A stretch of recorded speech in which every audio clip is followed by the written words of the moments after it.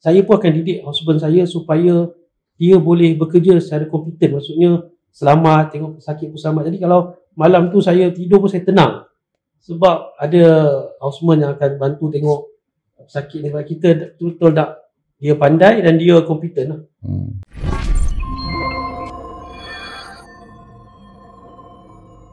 Assalamualaikum warahmatullahi taala wabarakatuh buat semua.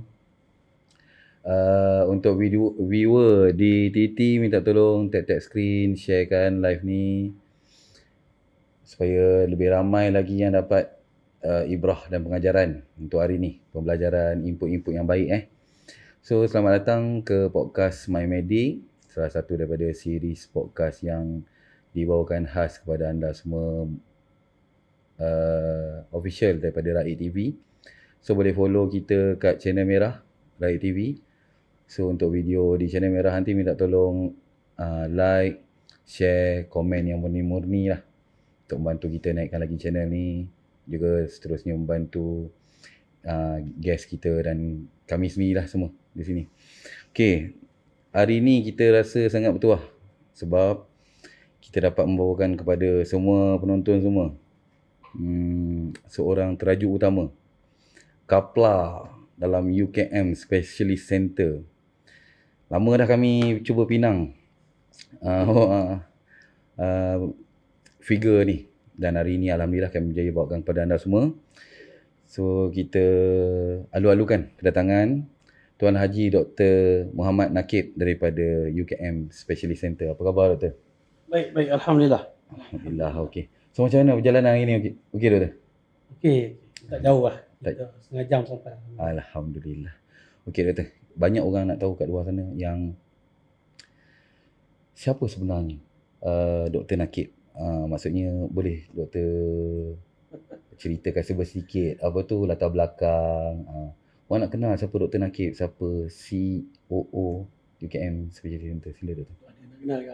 Ya ada, ramai nak kenal. Bismillahirrahmanirrahim. Assalamualaikum warahmatullahi wabarakatuh. Waalaikumsalam. Terima kasih saudara moderator. Terlebih dahulu kita mula ni, kita bersyukurlah kepada Subhanahu Wa Taala kan, kerana menemukan kita pada malam ini. Betul. Memang betul tadi kita pernah cuba aturkan tapi waktu tu tak dapat berjumpa. Jadi sikit sebanyaklah sebelum kita mulakan, saya tengok dia punya list soalan tu banyak tu. Ya banyak. Jadi sebelum kita mulakan kita sikit latar belakang saya. Sekarang saya nama Muhammad Nakib bin Mat Ghazali. Umur saya tak berani, saya tak takut nak sebut, umur saya 40 tahun. 40? 7/5 hari tu. So hari ni 9/5 kan? Oh, baru lepas jadi. Alamak. 40 tahun. So saya dah masuk 40 sini. Okey. Saya berasal daripada Kota Tinggi, Johor. So kemudian membesar dengan keluarga 6 orang. Kemudian sambung pelajaran ke sekolah asrama, sampailah buat perubatan. Latar belakang saya seorang doktor perubatan. Kemudian selepas melanjutkan pelajaran, saya bekerja di Hospital Kajang. Tak jauh tu kita ni. Rumah pun di Kajang. So saya di Hospital Kajang jadi houseman. Kemudian MO-ship saya di Hospital Kuala Batas, Penang. Dan saya bekerja di Kementerian Kesihatan di Putrajaya. Saya pun pernah menjadi pegawai khas KSU. Dan saya pernah juga terlibat secara langsung menjaga logistik ketika Malaysia mengalami COVID. Okey. Jadi waktu tu saya bersama-sama dengan tim pasukan KKM, kita menubuhkan MAIB 1.0. MAIB 1.0, okey. So saya terlibat dengan logistik. Kemudian kita kan masa tu banyak berlaku gelombang pertama, gelombang kedua. Jadi saya terlibat langsung waktu ditubuhkan Kereta Klang Valley Task Force. Melibatkan tentera dan sebagainya. Masa tu base kita di MAIB, kita menguruskan logistik satu Malaysia. Ubatnya, peralatan oksigennya. Saya pun pernah naik terbang Airbus tentera tu. Okey. Pergi ke Sabah, hantar tong oksigen. Okey. Pengalaman masa COVID lah. Okey. Kemudian segi keluarga, saya dah berumah tangga, anak 5 orang. Isteri saya pun seorang doktor juga. Anak 5 orang. Saya suka sebut nama anak saya, Adam, Yusuf, Noh, Musa dan Isa. Semua nama Nabi. Semua nama Nabi, alhamdulillah. Semua lelaki. Okey. Alhamdulillah. Paling besar 13 tahun, paling kecil setahun setengah. Okay. So itulah dalam bidang kerjaya juga, urusan keluarga pun kena diurus dengan baik lah. Anak-anak pun mula membesar. Jadi itulah pembagian masa saya. Itu sedikit banyak latar belakang saya. Dari segi pendidikan, lepas saya habis bidang perubatan, saya melanjutkan master saya di UKM dalam sarjana kesihatan masyarakat. Spesifiknya saya pengurusan hospital dan juga ekonomi kesihatan. Kemudian saya lanjutkan lagi ke master yang kedua, iaitu dalam bidang pentadbiran perniagaan. Kemudian saya minat kepada AI, artificial intelligence, terutama dalam bidang kesihatan. So untuk yang bahagian AI pun masih sambung pengajian? Masih. Saya sedang belajar di Singapore Management University. Saya ambil sijil untuk digital transformation of AI. Ilmu ni kita kena sentiasa berusaha ataupun sentiasa mengejar ilmu lah. Kita percaya dengan ilmu ni dia akan menjaga kita dan lebih mudah untuk kita buat sesuatu keputusan. Okey, itu dia satu penjelasan yang sangat wow. Okey. Okey doktor, berkenaan dengan UKM Specialist Center. Okey. So kami semua nak tahu sejarah UKM Specialist Center. Kalau doktor boleh ringkaskan, maksudnya tarikh penubuhan, doktor sebagai COO yang keberapa, berapa staff atau berapa staff, maksudnya apa core yang ada di UKM Specialist Center, maksudnya bila doktor cakap pasal tu, kita tahu itu UKM. Saya mula join UKM ni tahun lepas, Januari 2024. Semasa saya masuk UKM ni, kita perasan UKM Specialist Center ini dia kadang orang confuse, disamakan dengan HUKM, PPUKM, ataupun sekarang nama telah baru atau dipanggil sebagai HCTM, Hospital Cancer Tunku Mukris. Okey.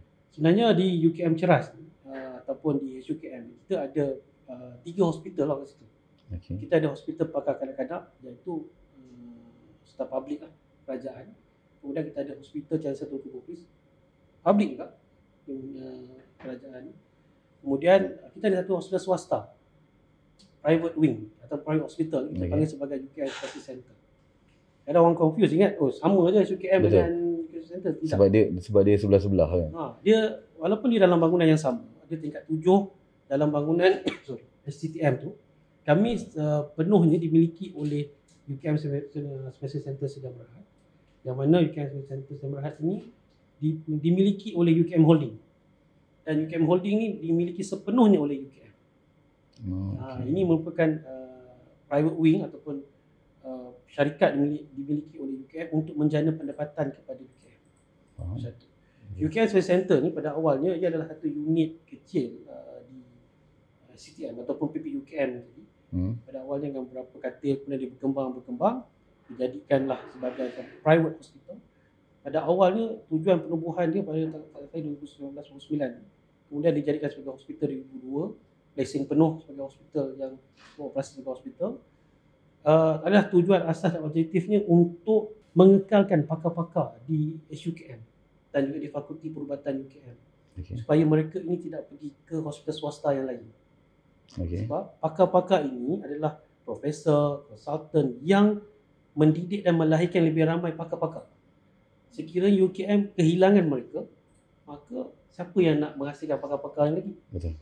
Jadi dengan caranya ada hospital swasta ni, pakar-pakar di bahagian umum atau awam tadi, mereka juga boleh bekerja di bahagian swasta ni, hospital swasta ni, untuk menjana pendapatan.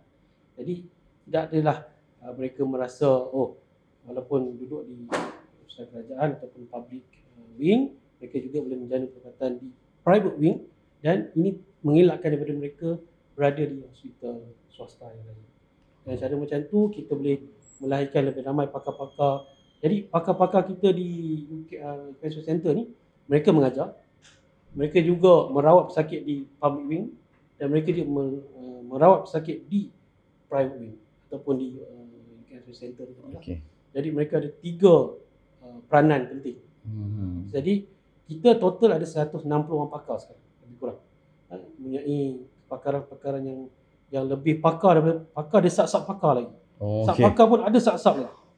Jadi sangat spesifik. Betul. Sebab tu kalau Yang UKMSC ni mereka kalau nak refer case tu kadang dia akan tanya ortopedik, tapi ada sub lagi ortoplastik ke, ada sub lagi mungkin foot and ankle pula. Betul. Dia banyak. Jadi dia akan spesifik dan begitulah. Jadi dengan pakar-pakar yang ada ni dia akan menjalankan tugas dia, dan biasanya bila kita 56 katil, kita ada 14 klinik, sudah tentulah tidak mencukupi lah dengan 160 orang ni pakar yang ada. Jadi kita sekarang ada 280 kaki tangan staff. Lebih kurang 120 macam tu kita punya nurses saja. Bila tak cukup ni, ni kita bercerita sekarang ni. Boleh, tak ada masalah. Kita berhajat ataupun kita berhasrat untuk mengembangkan lagi kita punya fasiliti. InsyaAllah perancangannya 2029 kita akan ada bangunan sendiri. Di kawasan yang sama. 50 katil kapasitinya. Dan di depan tu je, di STM tu juga. Okey. Dalam compound tu juga. Jadi mudah lah. Cuma dengan ada bangunan sendiri tu memudahkan operasi lah.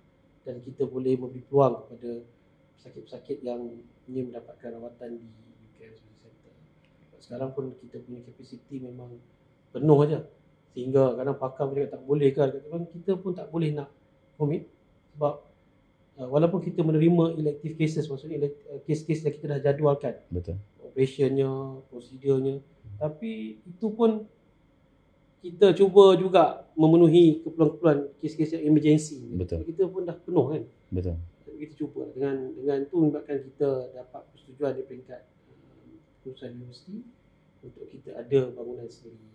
Alhamdulillah. So dalam proses ni. Alhamdulillah, satu apa orang cakap, satu jangka masa yang panjang perjalanan yang memang 2022 kita establish as a hospital. Dah 23 tahun 23 tahun. Satu perjalanan yang panjang tu. So macam doktor cakap tadi, pakar-pakar ini adalah inisiatif daripada UKM sendiri untuk jaga aset UKM. So maksudnya specialist center ni ditubuhkan untuk UKM menjaga aset-aset ni tadi. Kan, pakar-pakar yang dah dilahirkan dan melahirkan kembali pakar-pakar yang lain pula seterusnya kan.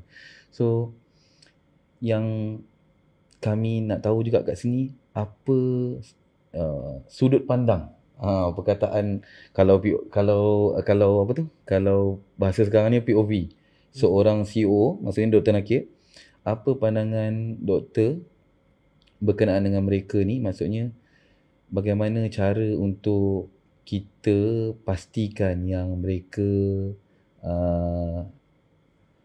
staff ni tadi, doktor-doktor ni tadi kekal di UKM. Maksudnya apa inisiatif yang diambil oleh UKM Specialist Center sendiri untuk memastikan yang doktor dan nurses semua staff ni setia bersama UKM? Bila jawab soalan tu, dia kena bagi dua lah. Sebab staff ataupun kaki tangan kita, nurse, sumber manusia, kewangan, IT-nya, marketingnya, dia adalah staff permanent di bawah urusan kami. Okey. Pakar-pakar yang di UKMSC kebanyakannya adalah sepenuhnya lah, hampir 99% adalah kita beli contract for service. Okay. Jadi mereka berkhidmat di UKMSC atas perkhidmatan yang mereka berikan lah. Itu ada dua yang berbeza. Untuk staff-staff di UKMSC atau kaki tangan UKMSC yang di bawah maksudnya gaji yang khusus dibayar oleh UKMSC ini, kita masa saya mula berkhidmat di UKMSC, saya melihat banyak perkara lah. Sebab staff ni saya yakin ataupun saya selalu meletakkan percayaan bahawa mereka adalah aset macam yang sebut tadi. So dengan kita mengetahui kemampuan, kebolehan mereka, kita boleh memberi perkhidmatan yang lebih baik. Maksudnya kita kena faham lah mereka ni kepakaran, kemahiran mereka tu kat mana. Jadi dengan cara macam tu kita tahu supaya kita boleh gilap lagi mereka punya capaian, mereka punya kemahiran ni, supaya mereka memenuhi kerja-kerja yang mereka suka dan menghasilkan perkhidmatan yang baik dan juga menepati KPI-KPI yang kita nak. Okay. Selain itu juga saya mengambil berat dari segi kebajikan. Itu pun saya selalu antara first kali saya ingat masa saya masuk saya UPSR, sebab saya melihat masa tu cuti ni mereka ada yang 18 hari setahun, ada yang 25 hari setahun. Jadi mereka hadkan 2 hari sebulan Untuk setiap staff. setiap staff. Jadi 2 tak boleh lebih. Kalau lebih mereka kena ambil unpaid leave. Okey. Sebab kuota tu sebulan tu 2 hari. Walaupun dia ada 18 hari cuti setahun. Jadi saya melihat ini dia macam ni. Sebab staff-staff atau perkakitan kita ni, mereka adalah zaman ataupun mereka adalah productive age di mana mereka ada anak kecil, mereka masih mengandung, perempuan yang lakinya isterinya mengandung dan ada anak kecil. Jadi banyak kemungkinan boleh berlaku kan. Kalau kita kasih cuti hadkan 2 hari saja. Betul. Anak sakitnya lain, isteri tak sihatnya lain bila mengandung dan sebagainya. Jadi saya cakap dengan Aisyah, kita stop. Kita bagi 18 ataupun 20 hari ni, minta staff manage cuti dia sebaik mungkin. Jadi mungkin ada bulan tu dia terpaksa ambil 3 hari. Ada bulan tu terpaksa ambil, mungkin tak ambil langsung. Kan? Jadi kita melihat benda tu, saya ubah terus, saya kata kita buka je. Jadi biar staff yang monitor cuti ataupun mereka mengubah ataupun mereka merancang cuti, tapi kita pantau. Sekiranya lebih 4 hari dalam masa sebulan, dan kita tanyalah apa yang boleh kita bantu. Jadi itu peranan-peranan semua manusia.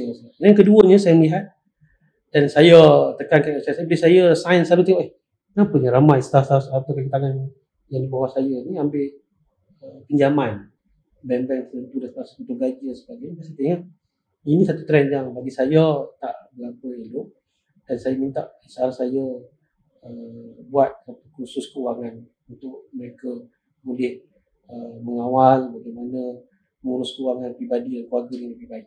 Itu satu. Yang ketiganya yang kita buat lah, iaitu bagaimana nak membantu kita punya kaki tangan ni supaya dia motivasi dan juga memudahkan usaha mereka. Kita memastikan kebajikan dari segi kalau mendapatkan rawatan di sakit luar ataupun di klinik dan sebagainya, kita naikkan daripada 2,000 kepada 5,000 setahun. Jadi mereka mendapatlah dengan keadaan sekarang ni kan, mungkin kos hidup lebih tinggi. Jadi penambahan tadi tu mudah-mudahan dia membantu. Sebab saya kata tadi, balik kepada tadi lah, bila kita ada anak kecil, imuniti agak biasa anak kecil senang dapat batuk demam semua dan sebagainya. Mungkin betul mereka memerlukan rawatan-rawatan tadinya klinik, rawatan luar ni untuk dapat ubat ke doktor ke. Jadi dengan adanya kemudahan ini, suatu itulah dia dapat mengurangkan bebanan.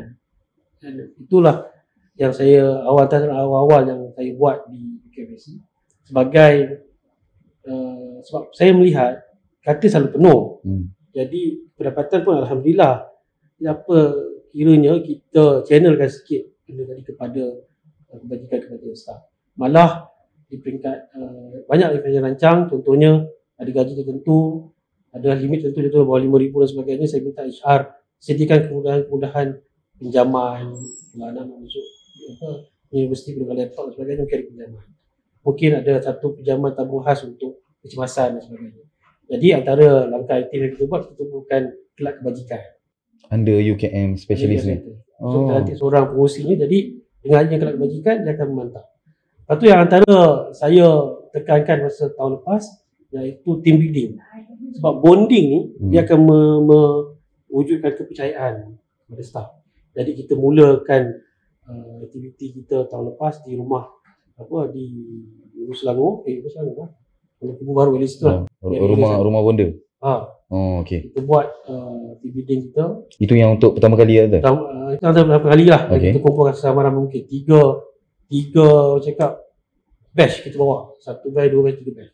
So kos agak tinggi, tapi bagi saya berbandul ini sebab kita melahirkan rasa kepercayaan dan juga kita merasakan hubungan antara atasan dengan. Jadi mudah kita nak berinteraksi dan bekerja lah. Itu antara inisiatif itu. Dan yang saya suka nak sebut tu, bila tahun lepas hari jururawat lah nurse day. Dan ni pun kami susun ni. Okay. So daripada selalu dia kata buat jamuan je, saya tukar tahun lepas kita pergi tengok wayang. Kita satu sinema tu kita ambil satu pawagam. Okay. So kita buat kita punya sambutan hari nurse situ. Itu movie apa. So memang untuk semua staff hari tu. Satu nurse ni. Semua nurse. Okey. Kita bawa tengok wayang. So alhamdulillah itu satu benda yang saya rasa merapatkan lagi dan seronok lah. kadang dia tak ada terlalu serius sangat dalam sama-sama tadi kan. Tahun ni kita ada surprise. Kita bawa taman tema. Okey. So at least saya rasa dengan cara macam tu dia hubungan tadi. Betul. Saya suka mewujudkan rasa hubungan yang mewujudkan semua yang pertama ialah percaya tadi tu. Bila sebenarnya seorang doktor saya cerita tadi lah. Sebelum kita berbual ni. Betul. Sebagai seorang doktor, masa saya jadi MO, saya pun akan didik husband saya supaya dia boleh bekerja secara kompeten. Maksudnya selamat, tengok pesakit pun selamat. Jadi kalau malam tu saya tidur pun saya tenang. Sebab ada houseman yang akan bantu tengok pesakit ni. Kita betul-betul tak, dia pandai dan dia kompeten lah. Dan kita rasa selamat. Kan? Itu cara kita lah. Bila kita melihat nak delegate kerja ke ataupun delegate kepercayaan tu lebih mudah dan kita akan seronok bekerja. Itulah. Dan saya selalu kalau cerita ni, saya dulu cikgu saya pun selalu kalau kerja ni kena ada rasa seronok. Betul. Dan keduanya tadi itu satu pertanyaan staff lah, kalau bagaimana di pakar-pakar. Sekarang saya bekerjasama dengan Merah Perubatan kami lah. Profesor Madia untuk betul-betul bagaimana kita meletakkan keutamaan kepada pakar-pakar kita ini supaya mereka merasa seronok juga dan mereka rasa urusan memudahkan semua urusan. Betul. Sebab pakar-pakar ni saya cakap tadi lah, dia buat 3 kerja. Sebagai profesornya, merawat sakit di public wingnya, kemudian di private wing. Jadi kita mesti mudahkan bagaimana proses mereka ingin. Kalau mereka nak aturkan jadual operation tu kita mudahkan. Untuk masukkan patient keluar pun kita kena segera dan mudahkan. Ini antara perkara-perkara yang sekarang sedang kami buat. Dan juga kita pun juga memberi sambutan lah. Dari segi marketing ni kita bagi tahun ni saya memang letak 2 cara marketing, iaitu internal dan eksternal ataupun yang luar. Yang internal ni kita fokus kepada pakar-pakar kita. Kita belanja lebih sikit dengan bagi baju corporate, bagi name card. Jadi kita menghargai mereka. Memudahkan, menghargai supaya mereka ni nampak satu branding dengan baju scrubnya. Kita bagi. Jadi dengan branding macam tu, pakar-pakar ni dia rasa bangga. Dan kita pun tengah cuba memberi slot lagi pada pakar kita untuk berada di media sosial je. Seperti yang saya cakap sebelum ni, kita akan ada podcast setiap 28 sesi. Dan juga kita juga memberi slot di beberapa TV dan juga radio. Jadi dengan kita boleh sediakan platform-platform tu, mereka rasa happy lah, seronok lah kan. Wow. Banyak betul usaha yang doktor dah buat ni. Banyak betul usaha yang dah dibuat, dah dilakukan dan akan dilakukan oleh doktor. Alhamdulillah. Kita baca komen je doktor. Oh, okey. Terbaik bos UKMC. Ya, saya tahu. The best Otto tu saya punya pengarah perubatan. The best doktor yang kita saya nak reveal kat lah. Pak Otto tu, Profesor Madia Datuk tu adalah dekan saya waktu saya undergrad. Oh, okey. Saya banyak belajar. Lepas tu dia pun jadi hewan pelajar masa tu. Jadi saya dilantik sebagai presiden pelajar. Waktu tu. Saya banyaklah melaksanakan aktiviti dan banyak saya belajar dalam menguruskan organisasi. Faham. Jadi sekarang ni bila kami bersama-sama, kita cuba usaha untuk satu menaikkan nama UKMSC ni di bersadar nasional dan juga international. International pun kita dengan rangkaian-rangkaian yang ada. Dan alhamdulillah dengan ataupun kerjasama yang diberikan dan juga bila cikgu ataupun cikgu lah kan. Betul, cikgu saya ada situ, saya pun lebih confident. Faham. Terus kita sentiasa dipantau supaya kita jangan tersesat langkah ke ataupun terlajak dan sebagainya. Tu saya ada baca kat situ daripada Nurul Abdullah 2024 Nurses Day di Sunway Velocity. Movie The Expert. Okey, Sunway Velocity doktor. Kita catat apa ataupun kita sewa satu tu lah cinema tu kan. Okey. Itu antara momen-momen yang terbaik lah kan. Okey. Itu belum lagi mandi sungai kat rumah bonda tu. Kita pula kan. Okey, faham. So doktor, saya tertarik pada satu perkara doktor yang doktor cakap tadi apa semua kan. Doktor fikir pasal nurses, doktor fikir pasal doktor, pasal ada expert yang lain. Doktor fikir sampai ke tahap gaji, kos sara hidup apa semua. Jadi benda tu jarang seorang CEO nak fikir untuk semua. Jarang lah. Bukan saya kata tak ada. Ada. Cuma benda tu jarang berlaku lah. Sebab kebanyakannya yelah bila kita dah ada company, kita dah hire HR yang akan pantau semua tu kan. So daripada segi doktor sendiri, saya nak tanya, maksudnya kenapa doktor menekankan benda yang macam tu? Maksudnya ada apa-apa pengalaman berkenaan diri sendiri ke yang membuatkan doktor berfikir sebegitu? Maksudnya, oh kos sara hidup ni tinggi, apa tu, kos anak sakit, ibu bapa sakit, so macam mana staff saya nak survive apa semua. Maksudnya ada momen-momen yang mungkin doktor tak ceritakan pada orang, yang mungkin doktor boleh ceritakan pada hari ni. Maksudnya pengalaman hidup yang berkaitan dengan apa yang doktor buat sekarang. Okay, satu bila cakap pasal tu, saya sebenarnya bila kita membesar, saya membesar dengan keluarga yang tidaklah mewah, dan kita pernah merasa hidup susah, kita pernah merasa keperitan bila mak saya, bapa saya pernah Zelda. Mak saya seorang kerana di syarikat peladangan. Jadi bila kita membesar dan adik semua bukan dekat je. Jadi suatu itulah kosnya, dia punya keperluan kewangan ni. Jadi masa tu antara bukan tu saja, saya pun melihat jiran-jiran juga. Jiran bukannya semua yang dah, saya pernah duduk rumah jiran tu bila mak saya ada arwah abang. Sakit leukemia umur 9 tahun dia meninggal. Bila mak saya kadang sibuk nguruskan dia, kadang kita tinggal rumah jiran. Lepas tu bila saya besar sikit apa semua, kadang saya pernah tinggal rumah jiran saya, makan malam dia adalah ikan masin tau, nasi ikan masin jiran. Jadi waktu tu saya rasa saya susah, ada lagi orang tu, satulah masa kecil kita gitu. Kemudian bila kita membesar, saya berkawan dan saya suka aktiviti masyarakat. Dan kita melihat masyarakat kita ni pelbagai latar belakang, kita masuk kampung dan sebagainya, buat CSR, kita buat pelbagai khidmat masyarakat.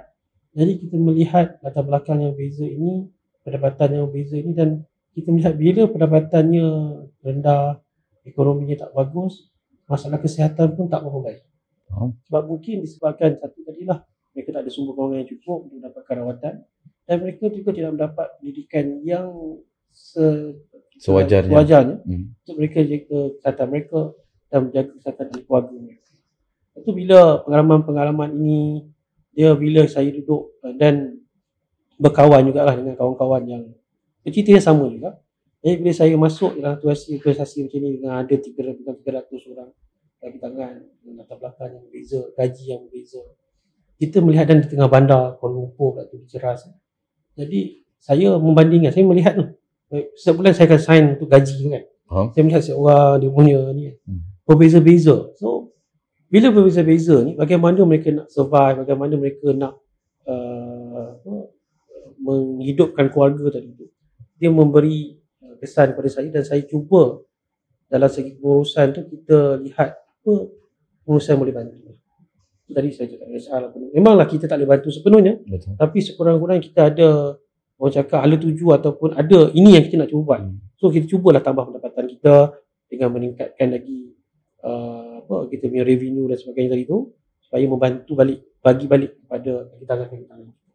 Termasuklah usaha-usaha yang saya buat ni, antara yang saya risau ialah kalau mereka tidak dapat menguruskan kewangan dengan baik, dia akan beri kesan pada keluarga. Dan sekarang ni kita pun faham kalau ekonomi tak bagus. Saya seorang doktor juga, dan saya pun praktis di klinik. Kebetulan isteri saya di klinik, kadang saya locum juga.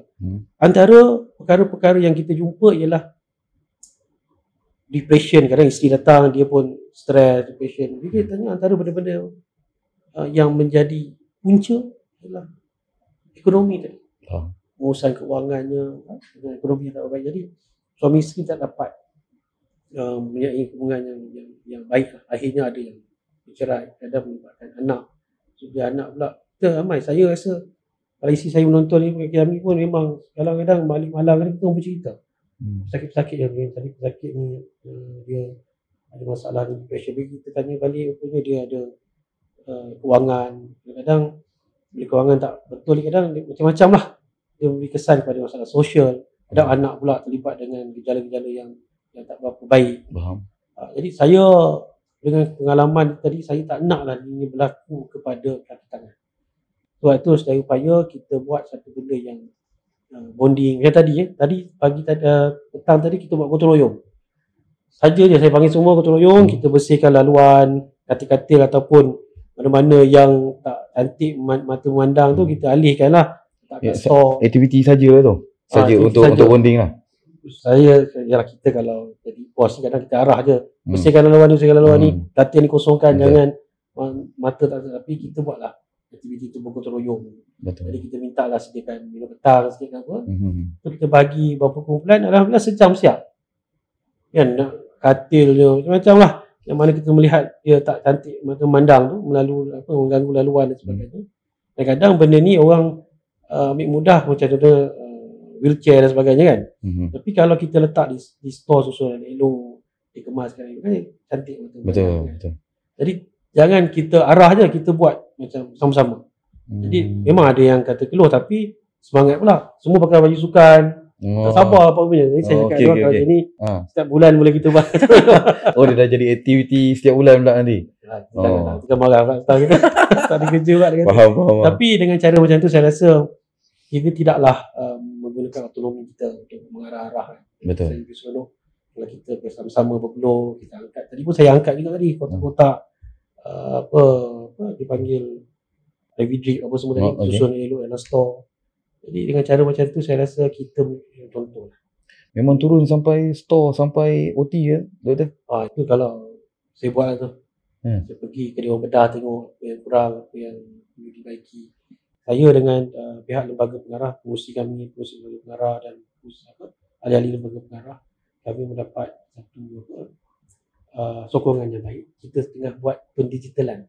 Kita nak digitalkan dan automationkan perkara-perkara tertentu ataupun kita punya rutin harian. Di finance-nya, HR-nya, di peringkat billing ke, cashier ke.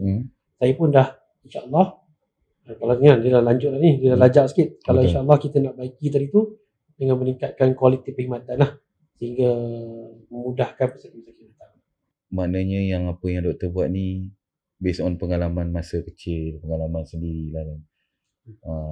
Sebab tu yang bila ajak gotong royong pun sendiri turun, masuk sampai ke store apa semua. Maksudnya pantauan tu secara menyeluruh lah kan. So kita pergi soalan santai sikit tu. Dia macam intense sangat lah kan. So soalan santai. Kalau doktor bukan seorang doktor, apa agaknya kejaya yang doktor nakib akan pilih? Saya suka kerana saya selalu motivasi ke sekolah. Saya pergi sekolah. Saya masa kecil, saya terpengaruh dengan drama-drama Melayu tau. Saya selalu cakap kat sekolah, saya pergi ceramah bagi motivasi, saya bercita dua benda. Saya nak pakai kerja pakai kot hitam, pakai tie kot hitam suit ni. Kemudian saya nak main golf. Masa kecil-kecil saya tu benda tu. Masa kecil Kecil ni terpengaruh drama Melayu orang kaya ni. Okey. Kan, tengok mengah apa? Mengah holding Jadi itu cerita. Jadi bila saya yang masuk MSM, so saya habiskan MSM saya berapa tahun. Kemudian saya berkesempatan belajar di Universiti Teknologi Petronas. Saya kan engineer je. Kan masa tu. Jadi mak saya kata jadi doktor lah. Saya pun keluar buat matrik kat UM. Alhamdulillah marah bagi pinjaman pelajar cemerlang, apa dia panggil, skim pelajar cemerlang. So kita buatlah perubatan ni, akhirnya doktor. Tapi masa saya jadi doktor tak pakai suit hitam lah, kita pakai kot putih lah kan. Dia pakai white coat lah. Dia jadi lari lah doktor. Lari lah. Tapi saya seronok je. Saya seronok je bekerja kan. Saya seronok jumpa orang. Penting je lah. Jumpa orang tu saya seronok. Kemudian alhamdulillah lepas 4 tahun saya kerja sebagai doktor perubatan ni, saya masuk ke Kementerian Kesihatan. Saya kerja di bahagian perkembangan perubatan. Masa tu jaga hospital, turun naik hospital, pergi melawat hospital, buat macam-macam lah. Masa tu saya pakai suit hitam. Jadi dapatlah saya pakai pergi mesyuarat, pakai tie, pakai kot hitam. Jadi orang dah kenal lah ni. Golf belum lagi. Jadi yang ajar saya main golf tu lah Profesor Madya, Datuk Dr. Badrul tadi. Saya punya pengarah perubatan Okey. masa saya di Kuala Batas, Penang. Okey. Masa tu kolej saya AUCMS, Alliance University College of Medical Sciences tu di Kuala Batas. Jadi dekannya Profesor Madya tadi lah. Okey. Jadi dia lah orang yang pertama yang ajar saya main golf, dan dia orang pertama yang bagi set golf dia kepada saya untuk training, pergi driving range, pukul bola, main sama-sama. Masa dah saya start belajar main golf.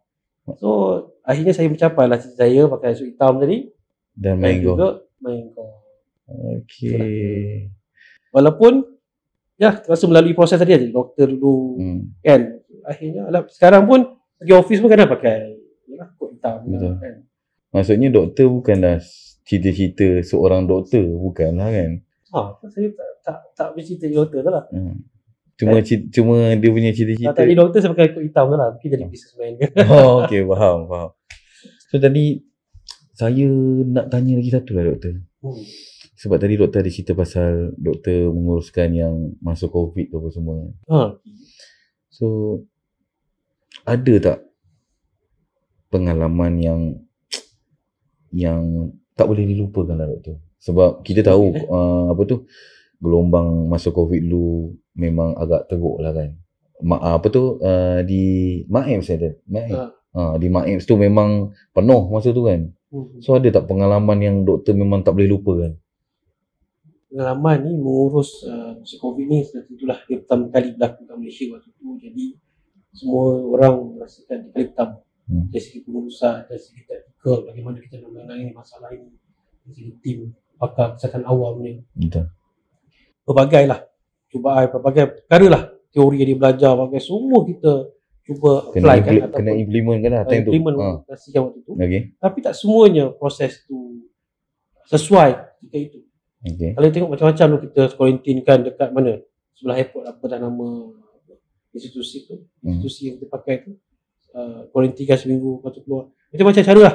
Ada yang 5 hari, ada 7 hari, macam-macam kan masa tu kan. Orang pun jadi confused. Lepas tu paksa kita sekatkan perjalanan dan sebagainya, kita quarantine tempat tu. Jadi waktu tu saya tengah buat master.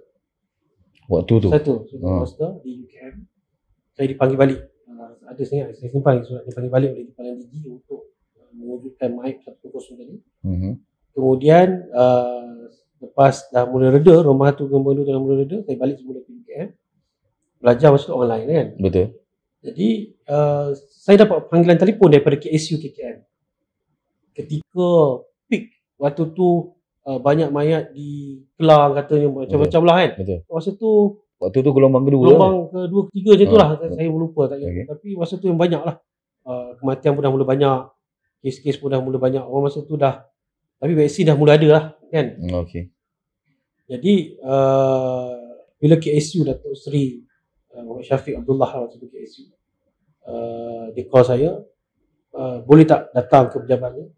Rupanya dia suruh saya join MAIP untuk menjaga logistik, untuk memastikan oksigennya, masa tu apa lagi, oksigen concentrator, manpower, logistik lah. Saya bekerja bersama dengan Angkatan Tentera. Kita bersama dalam tim tu, ada wakil tenteranya, ada wakil KKM nya. So antara pengalaman-pengalaman yang saya masa tu ialah kita mengurangkan birokrasi. Dah hari Sabtu malam kita mesyuarat bersama buka puasa dan bersama task force yang kita wujudkan tu.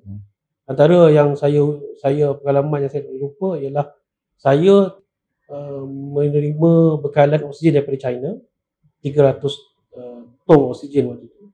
Kosong. Kita kena refill kat sini. Mesti kat sini. Tapi oksigen tu 3 hari nak keluarkan daripada kapal. Dah sampai ke Port Kelang. 3 hari. Saya call Port Kelang ni, tanya siapa yang in charge apa semua. Kita negotiate waktu tu. Kapal kita kapal ketiga, dia kata kena 3 hari. Tapi dia kata boleh cik, kalau nak doktor kena email dia, boleh ubah. Dia buat kapal kita boleh masuk malam tu. Kalau setiap kapal tu ada crane-crane ni kan. Betul. Satu crane satu kapal tau. Dia kata. Tapi malam tu dia ambil 3 crane tu, dia keluarkan kita punya tong oksigen. Lepas tu saya berterima kasih lah dengan memang yang jaga tu orang Melayu, saya tak ingat nama dia, tapi dia kata dia cuba. Lepas tu dia keluarkan malam tu juga. Saya dalam pukul 11 malam dia call, dia kata dah keluar dah tong oksigen. Tapi doktor jangan risau, kami akan escort keluar dia ada tim polis yang pun dalam tu, boleh bantuan ke apa, dia escort keluarkan teroris tu untuk dihantar ke satu tempat yang kita dah set supaya nak package apa, nak packaging lah, supaya kita boleh balut dan hantar ke Sabah ni. Masa tu Sabah isu besar, masa tu Sabah yang banyak kes. Jadi lepas selesai, masa 9 malam saya cakap tu kan, selesai, dia terus hantar ke Subang Airport pukul 3-4 pagi macam tu.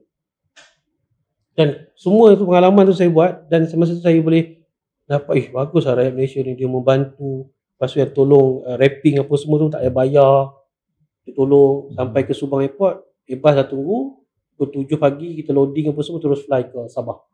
Doktor ikut sekali langsung? Saya naik sekali lah. So benda tu berlaku dalam masa berapa jam tu kita boleh coordinate. So yalah, bila kita berlaku apa, zaman COVID tu semua nak cepat masa, nak cepat kan. Jadi dengan itulah pengalaman antara saya dapat uruskan untuk kita hantar tu. Macam yalah, bukan mudah kita nak mengarahkan semua kena keluarkan malam tu juga, tapi dengan kerjasama dan coordination yang baik tadi tu kita dapat. Dari segi pengalaman itulah. Satu lagi saya baru tahu rupanya kalau naik kapal terbang tentera tu bukan sebarangan rupanya. Kos dia nak fly tu 300,000. Dia lagi mahal daripada domestik kan? Sebab dia besar. Besar. So masa tu saya pun kena marah juga lah dengan tim ATM. Dia kata doktor jangan sebarangan minta order bukan-bukan je. Hantar sana aturkan yang elok. Dia kata jadualkan betul-betul. Sebab kita terbang almost every day ke Kuching, ke Labuan, ke sebab kita nak hantar bekalan. Betul. Jadi kita koordinate balik betul-betul. Sebab kita yalah, masa tu kita hantar-hantar je. Betul. Kita tak fikir kos. Kita nak cepat je. Tapi kawan kita yang daripada tentera dia akan fikir kos je lah. Betul. So masa tu kita koordinate, kita belajar. Bagi saya tu satu benda yang kita belajar. Dan bukan tu saja, di Semenanjung pun kita juga. Di Kedahnya macam-macam lah, semua kita nak bekalan oksigen apa semua ni. Dan saya punya tu lah. Saya arahkan je, kita nak 3 tan hantar ni ke sana. Ni besok kita nak hantar ni. Macam tu juga. Tapi bagusnya masa tu ialah bila kita semua bergabung, kita semua bekerjasama, semua datang ataupun semua dapat dilaksanakan dengan baik. Coordination tadi dan juga pelaksanaan akan dapat dilaksanakan dengan baik lah. Semua bagi full commitment lah. Dari segi pengalaman yang saya tak lupa, ni selama peribadi lah, dari tanya soalan ni. Betul. Saya pernah kena COVID. Keluarga saya pun pernah kena. Bila saya kena COVID, kita kan monitor oksigen kita, rate kita apa semua. Bila saya kena tu macam agak teruk juga. Masa tu saya test kat rumah, saya punya SpO2 dah 80 kan. Saya pun dah risau juga. Oksigen dah 80. Okey. Lepas tu isteri saya hantar saya pergi Hospital Kajang tu, Masan. Masa tu kita dah macam sedih lah, keluar air mata lah, nangis lah sebab yalah macam-macam boleh berlaku kan. Sebab bila kita masuk je zone COVID tu, kita pun keluar ke tak keluar. Betul. Jadi bila saya masuk ke ISAS tu 80 hari pun tinggi, jadi kebetulan Hospital Kajang ni kita semua situ, jadi kawan-kawan kita jaga. Jadi kawan-kawan kita pun kita mengucap lah kawan ni. Bagi sokongan lah. 80 hari pun tinggi. Jadi kata apa, kita kasih drip dulu.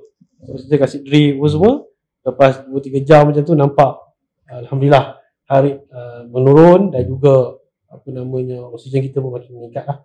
Lepas tu dia kata buat isteri apa semua nampak okey. So lepas 4-5 jam saya dekat kemasan tu, dia kata okey, boleh balik lah. So balik lah sisa yang datang ambil. Maka isteri saya pun kena COVID lah tu. Jadi semua saya je waktu tu rasa kita rasa macam mengah sikit lah. Nafas apa selesa, dan kita tu 80. Alhamdulillah lah, Allah bagi panjang umur lagi lah. Mungkin sebab memang terkesan lah saya rasa. Mungkin sebab doktor banyak hantar oksigen kat orang tu. Itu Allah hantar oksigen. Allah balas kan. Kita tak tahu. Sebab yalah, benda baik ni masa tu bayang macam-macam lah. Anak kecil lagi kan, anak besar ya? Betul. Tapi itu antara pengalaman yang saya tak lupakan. Okey doktor, soalan terakhir. Rasa macam tak cukup masa dengan doktor. Kan? Rasa macam kan, sebab banyak sharing input yang doktor bagi sangat-sangat terkesan pada saya. So, okey, untuk soalan terakhir, apa pesanan doktor kepada pendengar podcast yang mungkin berminat untuk menceburi bidang perubatan atau yang ingin tahu lebih lanjut tentang penjagaan kesihatan? Itu soalan mungkin agak ni sikit lah, tapi kepada saya yang berminat menceburi bidang perubatan, maksudnya macam saya dulu cita-cita nak jadi doktor tau. Saya cita-cita nak jadi doktor, tapi bila masuk sekolah menengah main motor, cita-cita nak jadi polis trafik. Sebab nak kejar kawan-kawan yang main motor. Okay. So macam doktor pula. Pada yang viewer yang yang nak jadi Doktor ni nak jadi doktor, yang mana yang tengah belajar, yang nak jadi doktor ni apa semua. Maksudnya apa core yang patut dia orang ada? Apa persediaan? Macam tu. Ni seorang doktor ni, doktor ni sebenarnya dia, kalau siapa yang pernah mencuburi ataupun dah pun melalui proses menjadi seorang doktor ni, bila kita convo ataupun kita dah graduate tu, kita akan sumpah tau. Oh, ya, sumpah. Untuk saya doktor? Ya semua, wallahi wa billahi wa ta'ala. Kita ada oath dia. Oh, sumpah laknat tu doktor. Ramai. So doktor ni ada etik dia. Sebab tu kita bekerja jadi seorang doktor ni mesti memegang ada etik dia tadi. Kita betul-betul merawat dengan ilmu yang kita ada, kita bantu sebaik mungkin. Sebab tu kita tak boleh lari niat. Kalau kita dah jadi seorang doktor, kita mesti memberi komitmen kita untuk bersungguh-sungguh dengan ilmu yang kita ada untuk kita beri rawatan sebaik mungkin. Saya ingin tambah kat sini macam mana UKMSC buat. Saya pun belajar juga. Dia saya masuk setengah-setengah ni. Macam dengan saya tadi tu pengarah perubatan tadi. Kita tak sesuka hati bila pesakit datang, kita okey ni operation lah. Kita akan melihat betul ni perlu tak perlu operation. Dan kita akan nasihat based on ilmu yang kita ada. Sebab tu pakar-pakar di UKMSC, mereka tidak sesuka hati operation.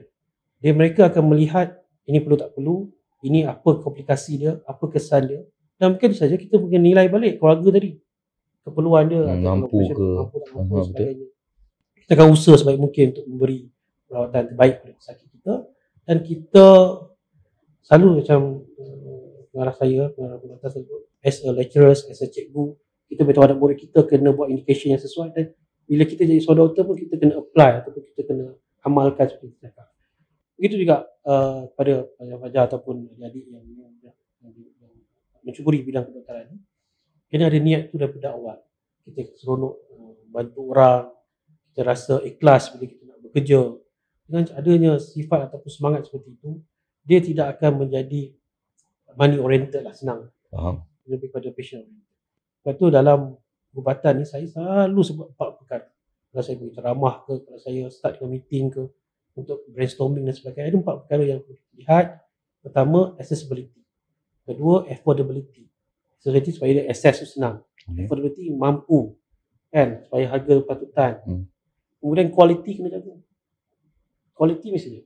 Dan yang keempat, kita mesti develop trust. Perubatan ni, seorang doktor ke apa, orang mesti percaya kita. Kalau orang tak percaya, dia dah sanksi dan sebagainya. Jadi macam mana sakit tadi nak mengamalkan apa pun yang kita nasihat, apa yang kita ajar mereka, apa yang sepatutnya mereka buat. Jadi 4 komponen ni memang jadi asas lah. Kali saya ingin buat brainstorming ke keputusan sebenarnya jadi asas. Patutlah sekarang ni bila cakap pasal quality dan trust ni, kami di UKMSC sekarang tengah mulalah kita punya ISO, mulalah ke arah kita standardizekan kita punya quality assurance tadi. Dengan adanya baby friendly hospital, betul tak? BFHI. BFHI Hospital Initiative sekarang alhamdulillah kita sudah dapat tahun ni, 2 tahun lagi. Kemudian dan proses untuk dapatkan tu kurang setahun. Maksudnya komitmen yang kita berikan dengan polisi tadi tu, dengan adanya salah satu quality control lah. Betul. Bukan itu saja, kami pun sekarang dengan usaha untuk meningkatkan lagi macam MSWH-nya, macam akta dalam, kan ada akta pengetahuan swastanya. Betul. Kita cuba patuhi semua yang ada, dan dengan cara macam tu kita memastikan kita boleh kontrol dengan baik. Dari 4 asas tadi, accessibility, affordability, quality dan trust. Dia sepatutnya kalau kita belajar dulu, saya belajar dekat masa 3 tu je. Affordability, accessibility dan juga quality. Tapi saya tambah satu lagi. Tambah trust. Maksud saya rasa tanpa kepercayaan, orang tak percaya kita pun tak boleh nak bagi serve yang terbaik. Betul. So bila orang percaya, macam yalah masa masuk dalam bedah, kita bagi views penuh kat orang kan, full anesthesia. Orang tidur. So patient menyerah diri tu mesti sebab apa, dia percaya. Betul. Kan, itu macam je lah masa so call bila kita dah bius tu, kita sedar apa lah, maksudnya kita dah berada mungkin di alam lain lah maksudnya. Betul. Dan sedar dah selesai operation. Tapi dia takkan bagi kalau tak ada trust kan. Betul. Siapa simply macam anak kita baby ke apa, kita percaya kat doktor tu, kita kasih. Betul tak? So dia rawat dan sebagainya. Dan benda ni bukannya 1 hari 2 hari ni proses kerja. Itu juga pada mereka-mereka yang ingin mencuba bidang perubatan, tadi lah, kembali kepada komitmen kita, niat kita, keikhlasan kita. Apa sebab kita pergi doktor? Kalau kita rasa kerana duit, jadilah seorang businessman. Jadilah usahawan, berniaga lah. Jadilah kaya. Tapi kalau jadi seorang doktor dengan ada asas tadi tu untuk membantu dan berusaha untuk beri kebaikan kepada orang lain, dan itulah bidang yang sesuai. Yelah, sekarang ni doktor pun tidurnya katalah kan, burden tugas yang banyak dan sebagainya. Jadi itu realiti kehidupan sebagai seorang doktor. Dia memang sangat mencabar. Weekend kan tak ada. Kan? Dia bukan macam dalam drama Melayu tu lah kan. Bawa ni boleh keluar makan apa semua, makan. Itu semua hanya saya dulu masa houseman, nasi lemak dalam poket lah. Kadang sampai malam baru makan nasi lemak tu. Nasi lemak yang dalam poket tu. Nasi lemak tu kita boleh bagi tak dalam white coat tu kan. Okay. Sampai malam baru kita makan. Pun belum makan lagi. Belum makan. Okay, faham. Yalah macam kerja masa tu. Itulah realiti dia. Kalau kita boleh komit, kita okey dengan suasana tadi tu, dan teruskan. Kerana tu setiap kali nak jadi doktor memang kena angkat sumpah. Ya betul. Ada dulu dia Hippocratic Oath dia panggil. Okey. Dulu zaman-zaman Latin apa semua dia orang macam tu, tapi bila universiti-universiti ni menamakan Muslim atau orang Islam ni, jadi kita sumpah secara orang Islam lah. Betul. Jadi kita kena pegang tu. Kan? Sebab tu dah bersumpah kan atas nama Tuhan apa semua. Dan kita kena buat benda atas pengalaman ini. Kalau kita tak tahu, refer. Dan saya cakap dengan masa saya MO tu, semua tak tahu, refer. Tanya pakar-pakar yang lebih tahu. Sebab Islam pun mengajar macam tu juga. Kita kena rujuk pada orang yang lebih dia pakar tak, kita. Dia tak pandai, kena tanya yang pandai lah. Jangan memandai-mandai. Jangan memandai. Sebab kita berhadapan dengan nyawa orang. Betul. Lagi kalau yang mengandung kan, lagi 2 nyawa, maknya anaknya. Lepas tu kalau masa houseman di ONG dulu, pakar-pakar garang. Oh ya. Garang. Kita dulu. Antara yang tu, antara pengalaman, antara macam keluar tapi kita tak ada cerita sini kan. Tapi akhirnya dia mendidik dan menjadi kita orang. Menjadikan kita lebih confident dan kita tidak memandai-mandai tadi lah. Betul. So itu antara yang perlu dipikirkan lah pada pelajar-pelajar perubatan sekarang ni. Kalau fikir duit, macam Dr. Nakib cakap tadi, duit bukan doktor lah. Bukan doktor lah kejayaan. Jadi usahawan. Jadi usahawan lah kan. So kalau untuk doktor ni, siap sedia lah. Nasi lemak dalam poket. Bukan duit dalam poket, nasi lemak dalam poket. Belum tentu makan. Itu antara core yang memang berat lah sebenarnya. Kan? So, Alhamdulillah. Kita rasa dah sampai ke penghujung. So terima kasih, kami di Rakyat TV mengucap terima kasih kepada Tuan Haji Dr. Nakib sebab sudi hadir malam ni untuk memberikan sharing yang terbaik. Itu Mama Fi tahu-tahu soalan last dah. Best sharing doktor malam ni. Alhamdulillah. Jasa seorang doktor memang hebat. Okey, tak semua orang mampu untuk tempuh, betul. Itu yang kita dapat pada malam ni. Kita dapat sikit pengajaran, input yang terbaik yang di-sharing oleh Dr. Nakib. Maksudnya, apa yang kita nampak daripada sisi luar, tak sama dengan apa yang seorang COO dan doktor perlu tempuh dalam perjalanan menjadi seorang perawat yang bertauliah lah, yang mampu untuk memberikan perkhidmatan yang terbaik. Jadi terima kasih kami ucapkan kepada Tuan Haji Dr. Nakib untuk sharing yang sangat bermanfaat ni. InsyaAllah kalau ada rezeki nanti mungkin kita boleh buat another podcast dekat UKM Specialist Center ni kan. Kita nak semua orang nampak UKM Specialist Center ni macam mana, scenery dia macam mana. InsyaAllah nanti mungkin ada rezeki, ada masa insyaAllah. Silakan. Okay, so untuk semua terima kasih kepada yang sudi join pada malam ni, sudi dengar sampai habis podcast ni, yang sudi share, sudi tap screen, sudi like, semua terima kasih banyak-banyak. Semoga anda semua dipermudahkan urusan dunia dan akhirat. Dan kami di Rakyat TV ucapkan terima kasih pada semua. So jumpa lagi untuk series My Medic yang seterusnya bersama guest kita yang lain insyaAllah. So, saya mewakili tim Rakyat TV mengucapkan terima kasih kepada semua. Jumpa lagi untuk episod akan datang. Assalamualaikum warahmatullahi wabarakatuh. Waalaikumsalam. Terima kasih. Terima kasih. Terima kasih.